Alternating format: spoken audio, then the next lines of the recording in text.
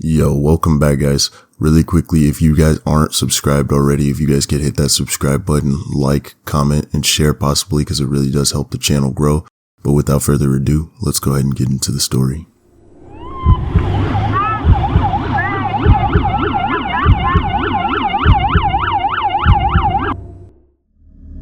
I've been a police officer for over a decade.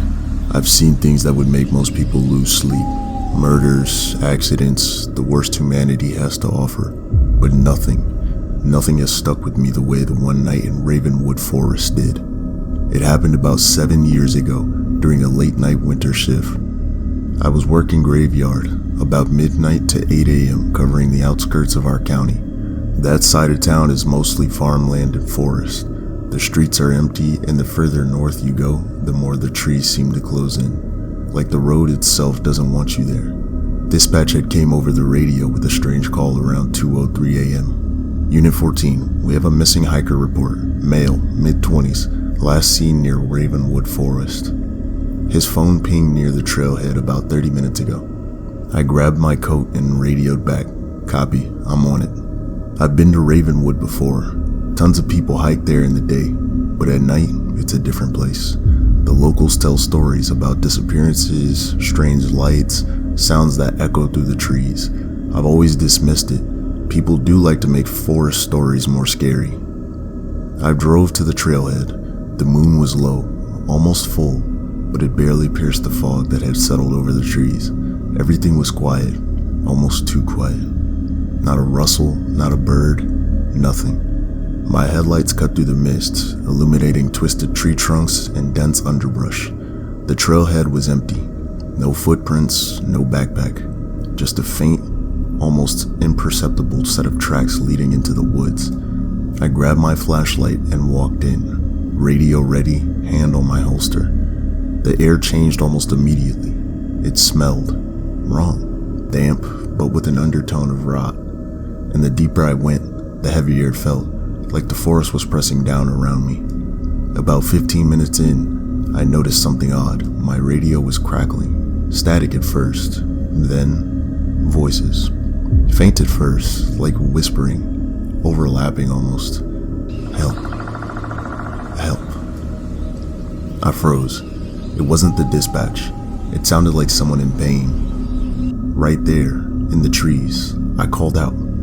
"This is Officer Jason Smith. Are you okay?" Silence. Then the whispers got louder, dozens of them, coming from every direction at once. I spun. My flashlight beam cut through the fog, but nothing. The tracks led me to a small clearing. The mist was thicker there, swirling unnaturally, and I saw it. A figure, tall, unnaturally still, standing between two pines. Its features were obscured by shadows, but I could tell it was wearing some kind of dark clothing. The trees seemed to bend slightly toward it, the mist curling around its feet. "Hey, step out. Show yourself," I shouted. My voice was breaking. The figure didn't move, and then, just as suddenly as it appeared, it was gone. I stepped forward cautiously. My flashlight flickered. I hit it, and when the light came back, the figure was behind me. Not 10 feet, not in the clearing, but directly behind me. I spun around. Empty, heart racing. I reached for my radio, but nothing. Dead silence. Then I heard a voice, clear, human, but distorted, almost like a recording playing in the background. "Don't leave, don't leave." I ran. My boots sank into the wet leaves, the fog pressing against my chest. Every step I took, I heard branches cracking behind me. Though no one was there, shadows fitted just beyond the flashlight beam. I made it back to the trailhead. The mist thinned as I broke out of the trees, but the road beyond was empty. My cruiser was exactly where I left it. I tried to call up to dispatch.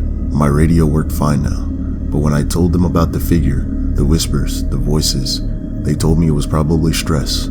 The fog or the darkness was messing with my senses, standard protocol stuff. I didn't argue. I drove back slowly, checking the rearview mirror every few seconds. Something didn't feel right though. The next day, I went back with the team. We scoured the trail, looking for footprints, signs of a missing hiker. Nothing. No tracks, no backpack, no trace of anyone passing through. Just undisturbed leaves and twisted branches. But there was one thing we didn't notice at the time: my flashlight. It had fallen from my belt in the clearing. When I picked it up the next morning, there was a smudge on the lens, not dirt, like a handprint, a small childlike handprint pressed into the glass. Weeks went by. No missing hiker report ever came through. No one reported anyone lost in that section of the forest. I tried to forget it. I told myself it was exhaustion and paranoia. You hear stories from locals and you let your imagination run wild. But then, about 3 months later, I was back on patrol near the edge of Ravenwood. Another foggy night. I was driving slowly along the edge of the trees when my headlights caught something. A figure, standing, just inside the tree line, still, waiting. I stopped the car, heart in my throat, radio in my hand. It didn't move.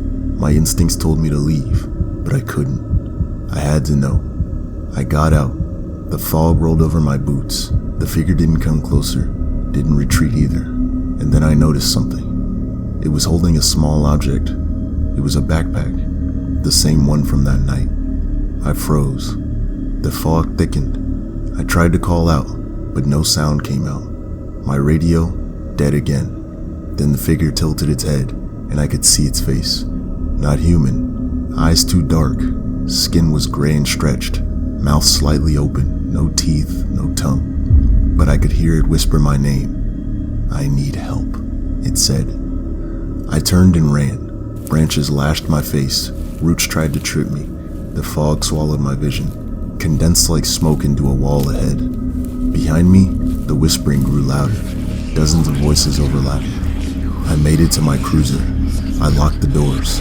Engine was roaring. The figure was gone when I glanced in the rearview mirror. Since then, I don't patrol that part of Ravenwood alone anymore, and I never go into the forest after dark. Sometimes, when the fog is right, I swear I hear whispers through the radio, a broken voice calling for help from the trees. And I know it's the same thing that was there that night, waiting, watching. You don't walk into Ravenwood after dark, not alone. Not if you value your life, because whatever lives in those woods, it doesn't want to be found, and it never forgets who comes looking.